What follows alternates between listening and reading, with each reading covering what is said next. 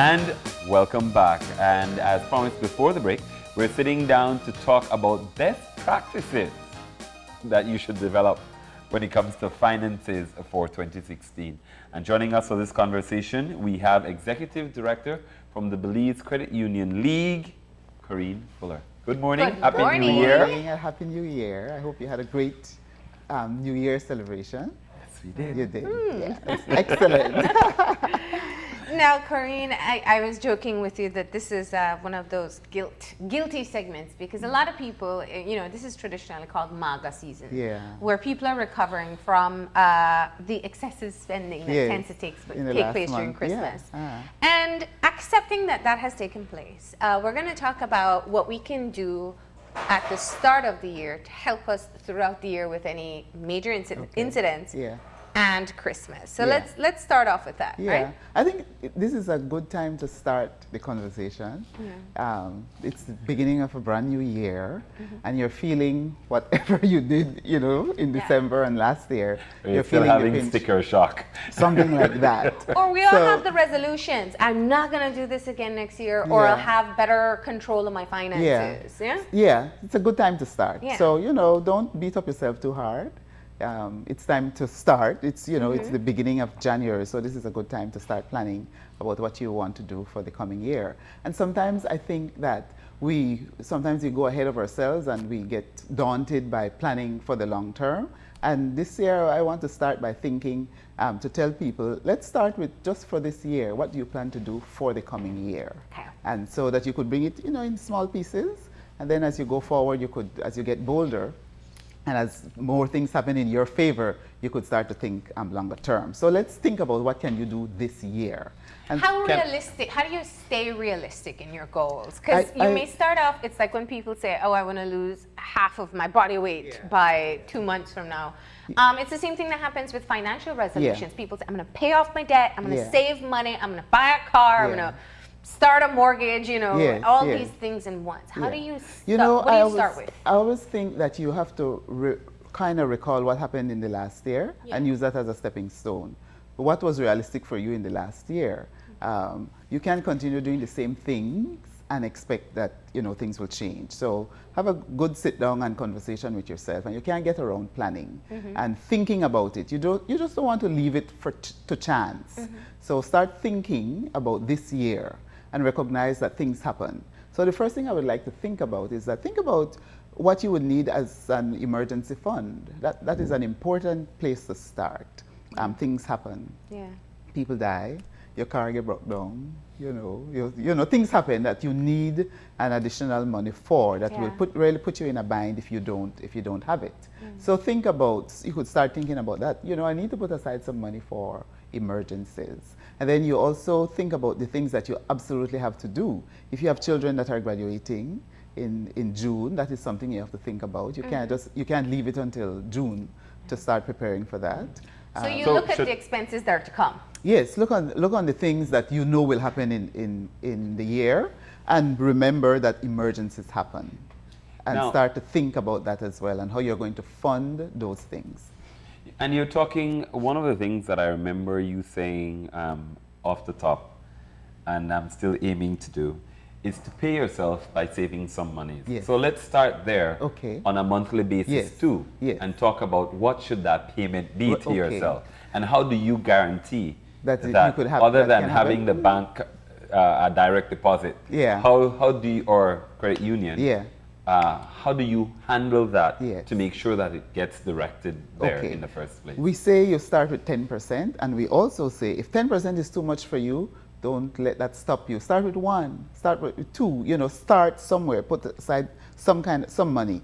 Because I always say that the money that you make now, you will need it next week, next year, next month, for the next 10, 20 years. So don't spend all the money, put aside some. So the first thing, the easiest thing is to have it directly withdrawn from your salary and put aside in an account that you don't have easy access to. So you don't spend it for things that you don't need to spend it on. But should you trust yourself? Well, you have to. Who else you trust? No. When I say that you will, if you don't direct it to the account, that you would do it. Trust yourself? Oh, sometimes some people can't reach there as yet. If you have it in your hands, you know you will spend it on something. So the best thing to do is to have it directly deposited. And that's what I was going to say. If you haven't been able to save before, then it means you need a different strategy as to how to get that money in there and you won't touch it. So that is the best way really for it to be directly deposited. And do not tie that account to your ATM card, because if you're not strong enough, you're going to take it out for different things. So separate that account. Put it aside. Don't have easy access to it, right? And then you might say, well, no, the salary is so small anyway, But again, don't aim for 10, but start with what you can afford at the time, and then look for other ways in which you could eke out some savings out of your salary or your income. I listened to CNN the other day, and they were talking about, you will when the gas prices go down, there are some savings there, and it is true. That is one way. I never thought of that. That is one way that you could put aside some money if gas prices go down and stay down. If you used to spend a certain amount on transportation, when the price goes down, you have a little savings there, so you could put that aside. There are some other things that you can do too. The vices that we have, if you drink 2 bottles of wine a week. No, I was thinking though, like if you or you eat out very regularly. If you eat out very regularly, okay, cut back on that and put aside that money, and really be honest with yourself. And you could write down what you want to accomplish so that it is there with you. You don't forget it, because you will forget it. If you are used to eating out several times for the week, you won't be thinking about, I need to put aside some of this money. But if you write it down and you really make a plan, then you'll be able to, make it present and, and so allow you to. One thing I saw that seems to work for some people is to actually put sticky notes everywhere you want to be reminded. Do what is necessary to get this thing done. Some people use envelopes. Some people use envelopes, You can put it in your wallet. I put sticky notes in my wallet. In your wallet. When you open it, you see it. Thank you, William. But your plan, he's talking about somebody. Your plan, the plan that you make, what you want to accomplish this year, make it available for you to see it a lot. So put it in your wallet, put it in your purse, stick it on your computer, stick it so that you're reminded. So you're reminded each time, because it is not easy, really, to make a change. And if you don't want to be in the same position, if it's not a good position, if you don't want to be in the same position you were at the end of this year, you need to make some changes. It's forcing yourself to create a habit if you didn't already have it. That's right. Now, one of the things we don't talk about very often, and I know you're here where you are the executive director of the Credit Union League, so we often speak a bit about credit unions. But what are the options that people have in terms of saving money? Obviously, a savings account is what comes to mind immediately. There are some people who still just stash money in a safe. But what are some of the realistic ways that you would recommend that people can save money? Syndicates, for example. Well, there are endowment plans. There are retirement plans that you could get through different insurance companies. There are many different options. There are many What's a good idea? What's a good option? The first thing is to learn the habit of saving, right? And think about investing, because when you save, what is happening to the interest rate these days?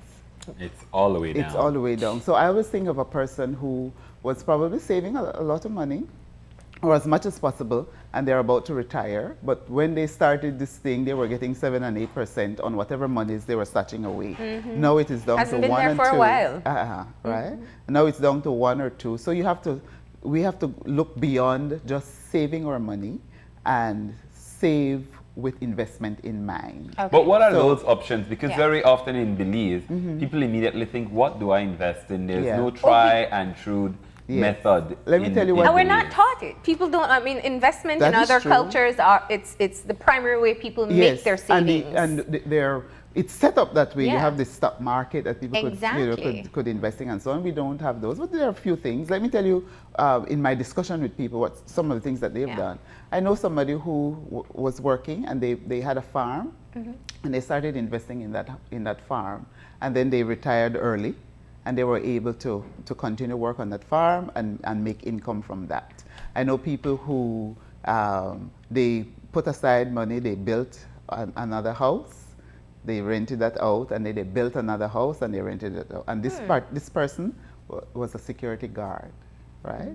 So that is what people do. Some people invest in in different things, like they look for when there's debentures and there are shares available. They've been saving, and so they have that amount of money to put aside to invest in those things. Because you can buy shares. The shares for several utility companies. When those are, they're not available very often. No, right? The debentures are not available very often, but it is to be aware, and when these things, when they are available, for you to invest in them. Some people invest in treasury notes. That is a loan to the government. Even the rates on those are coming down. So it is looking around and learning too, what are the different options, because you don't want to invest in something, if you're an older person, invest in something that is tied up for 20 years when you'll be needing your money, earlier than that. Later. So you will have to diversify, put a little bit in some probably debentures, in some shares when they are available, probably in some treasury notes.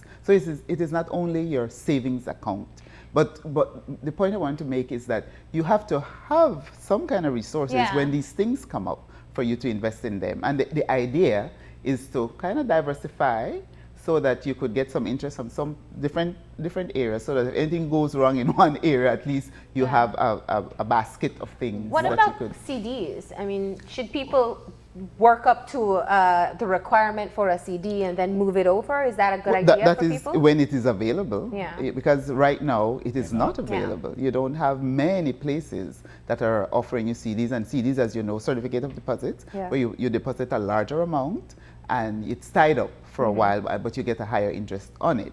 So if you didn't have a CD like a couple of years ago, it is unlikely that you will be able to get one now. So use the opportunities when they present themselves. And the only way you'll be in a position to do so is if you have been wise, over the years, and you've been putting aside money so that when an opportunity comes up, you're able to jump on it. Yeah.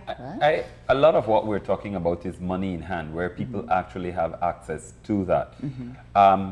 Do you encourage people to, two things I wanted to ask about. One, find other ways of earning monies by either finding a second job or things of that nature, or to actually borrow money, since you have opportunities now to actually invest in, like you were talking about, property or rental property or things of that nature.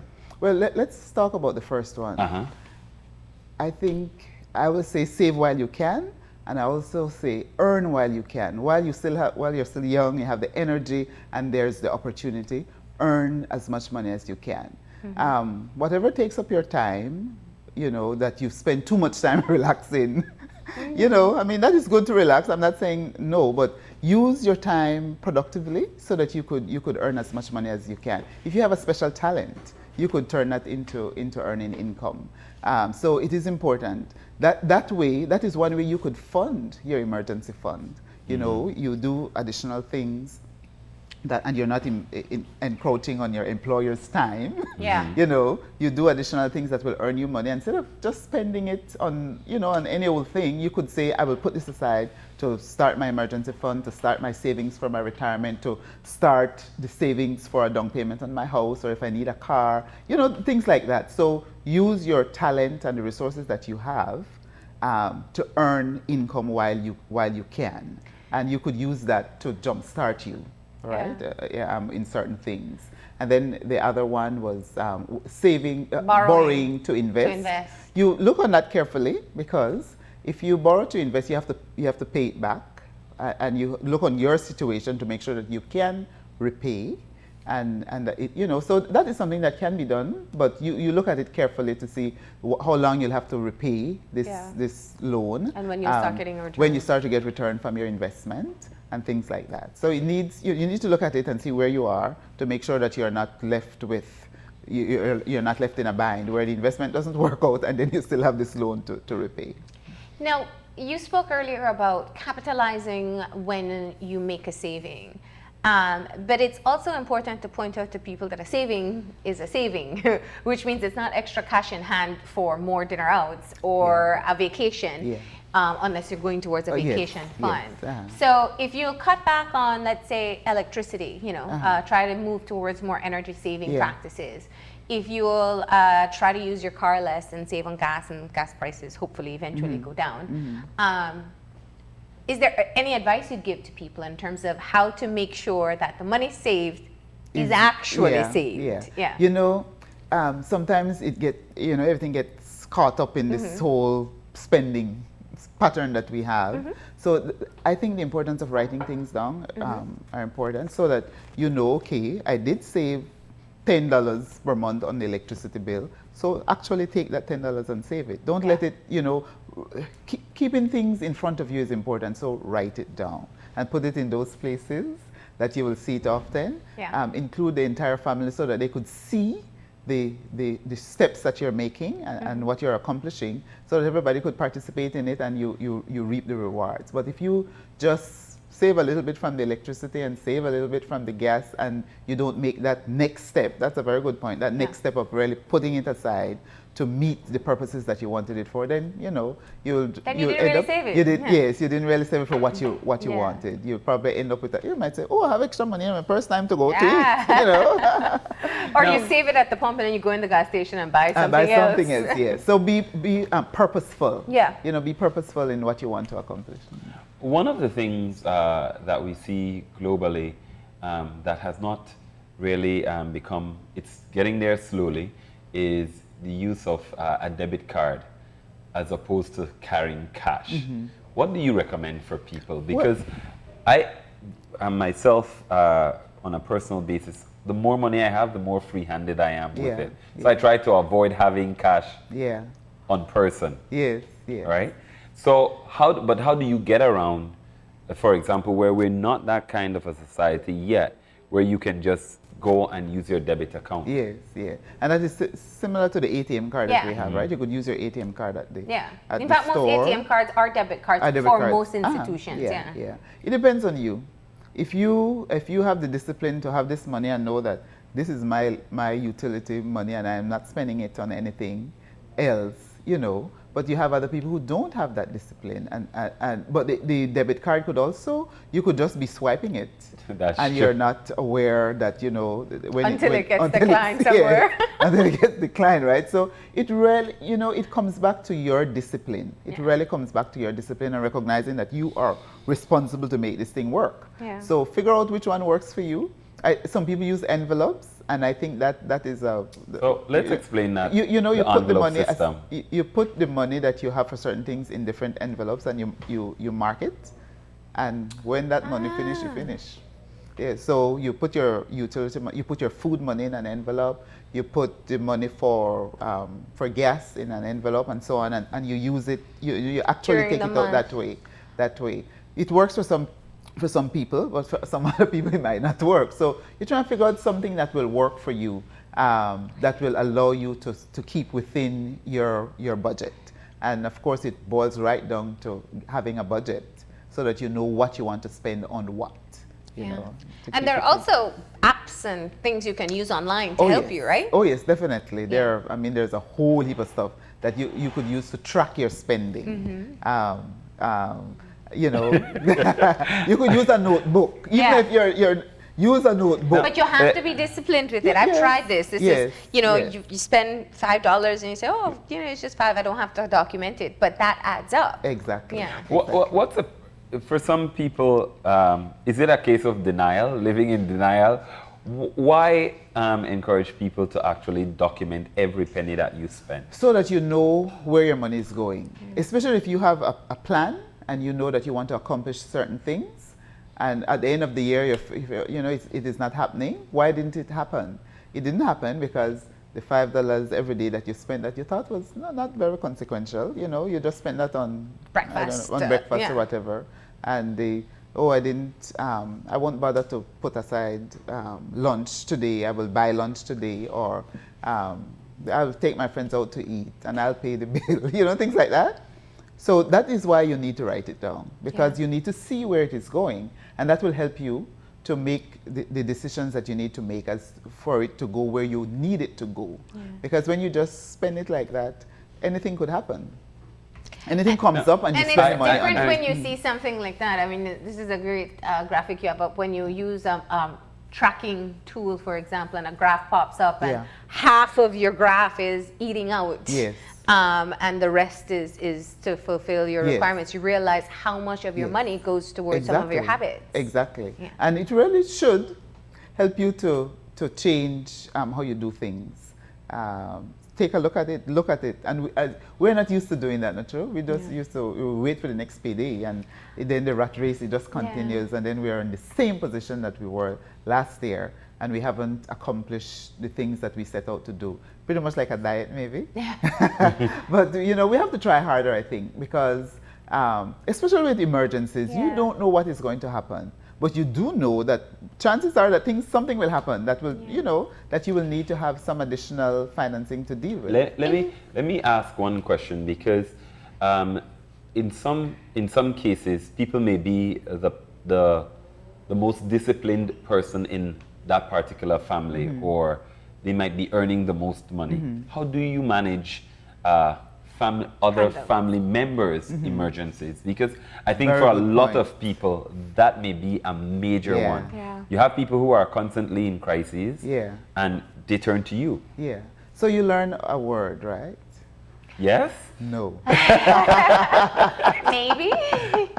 No, but I understand what you're saying, you know, because a lot of one of the things while I was coming up, one of the things that I wanted to point out, that you cannot let other people's emergency become your emergency. That's one. And persons, everybody, you can't depend on somebody else to deal with your emergency, because you might be having an emergency yourself.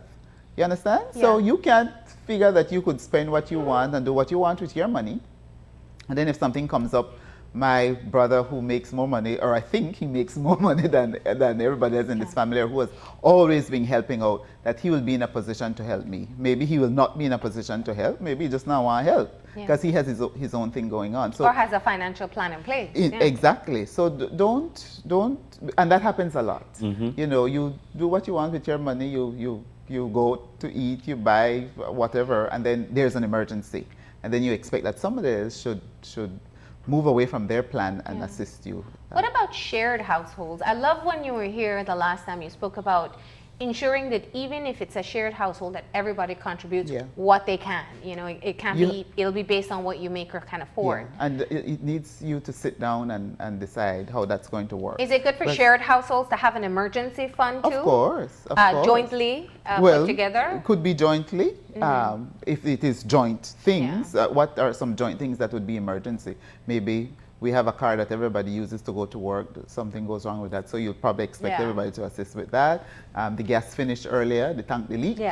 And so, you know, things like that. But then your own personal emergency you need to take care of as well. You need to put aside as well. But it is true, if you have people earning income in a household, they should be contributing. The load shouldn't be only on one person. And sometimes as parents, you know, we think that, oh, I left a man, you know, he's just starting to make some money, and, you know, you leave them, and then you bear this burden, and this person is living there. They're very comfortable, using up everything else, and they are not contributing. So it's important to teach them to contribute. I think that would be a good lesson. That's a good lesson to teach young adults who are working, who are living in your household. All right. Now, we spoke earlier about the emergency fund, and I want to just kind of tie that down. Essentially, what you're working towards is a savings and an emergency fund. It is different. Yeah. How much do you put for each, and why separate? Okay, it is separate because your emergency fund, you want to have some access to it. So, for example, you wouldn't put your emergency fund in a certificate of deposit and tie it up, because when an emergency happens, you might need that money right away, right? So the amount in an emergency fund depends on several things. One of the things that we talked about the last time I was here, I think, is that if you have a lot of assets, for example, if you have a car, a house, and so on, if you have more assets, more things could go wrong. Yeah. If you have a large family, more things could go wrong. So you might need a larger fund than somebody who doesn't have all of those things and have a bicycle. Because if something goes wrong with a bicycle, it takes less money to to get that fixed than if you have a car.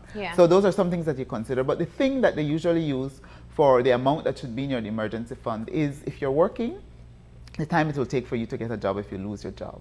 So you work towards it, right? If your job is such that, if I lose my job in about 2 or 3 months' times, I should start be able to cover my expenses. That is it, to be able to cover your expenses during that time. So that is the marker that they use.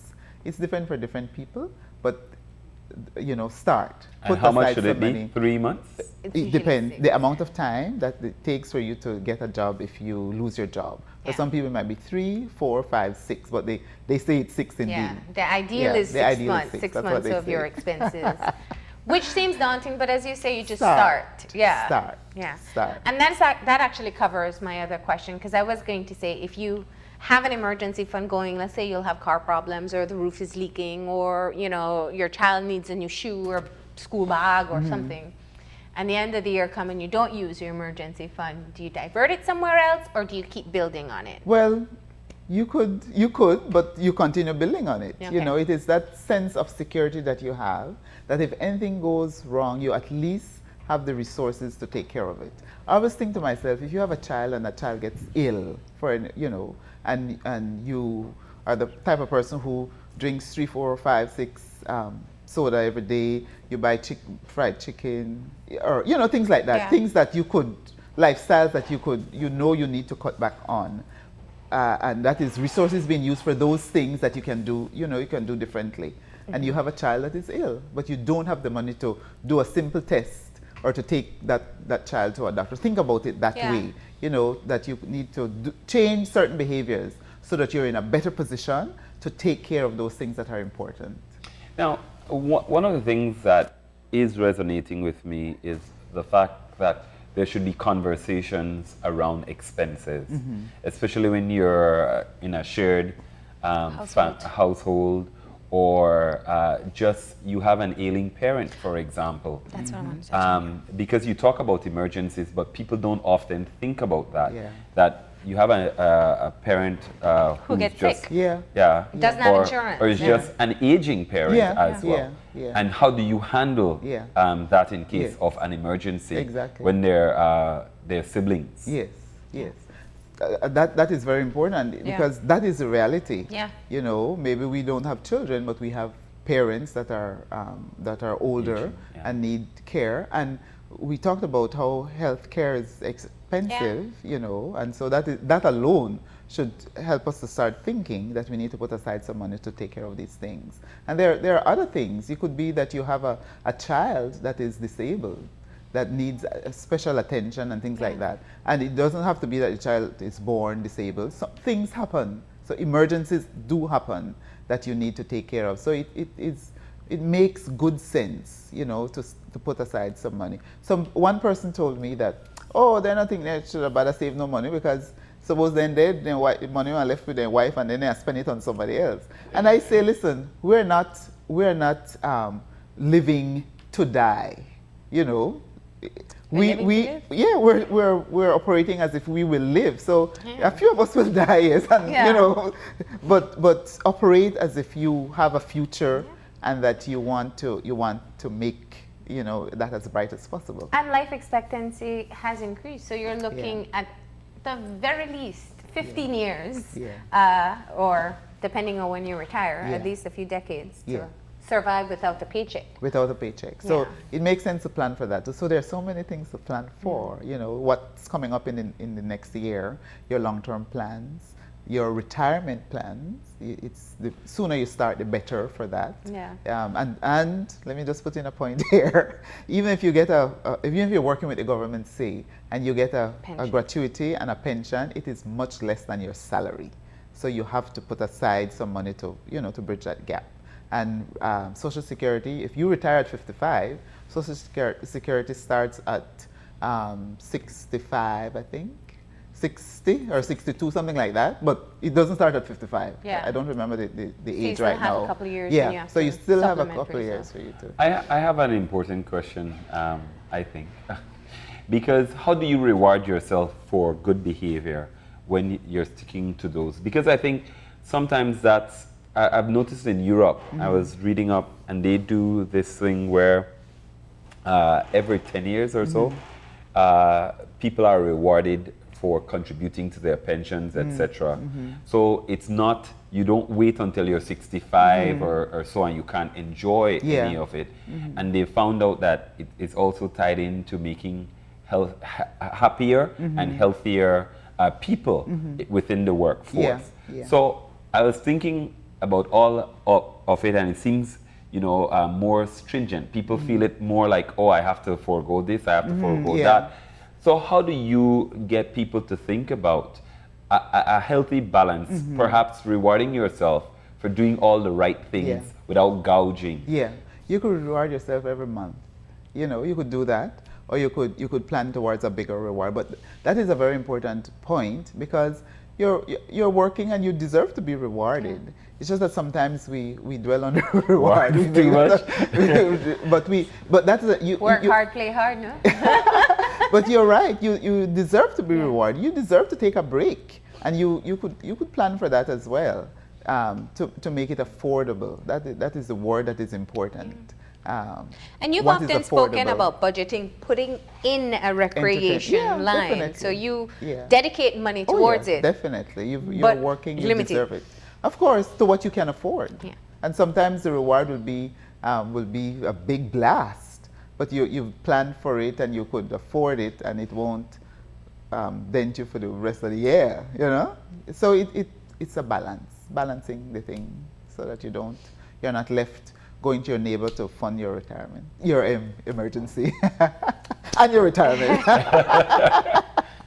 And so your final bit of advice. Yeah, aim to live on 90% of your income. You shouldn't spend it all, because you're going to need it at a later time. So live below your means, right? Save 10%. If you can't do that, start with what you can. Make sure you have an emergency fund. At least put that aside. And we talked about increasing income and reducing expenses. And then, of course, it's giving to yourself. That's important. Giving to others is important as well. It comes back to you in so many different forms. You won't even believe it. Yeah. All right. Well, Corinne, we want to thank you very much for joining us this morning. It's always my pleasure. Thank you for having me. All right. So people can definitely have a couple of tools to be able to aim towards those financial resolutions. And we hope that people are able to achieve just at least a couple of things that we spoke about this morning. All right, we're going to go ahead and take a break. When we come back, it's a talk about picking up a new hobby, maybe a musical instrument. We'll find out after the break, so stay tuned.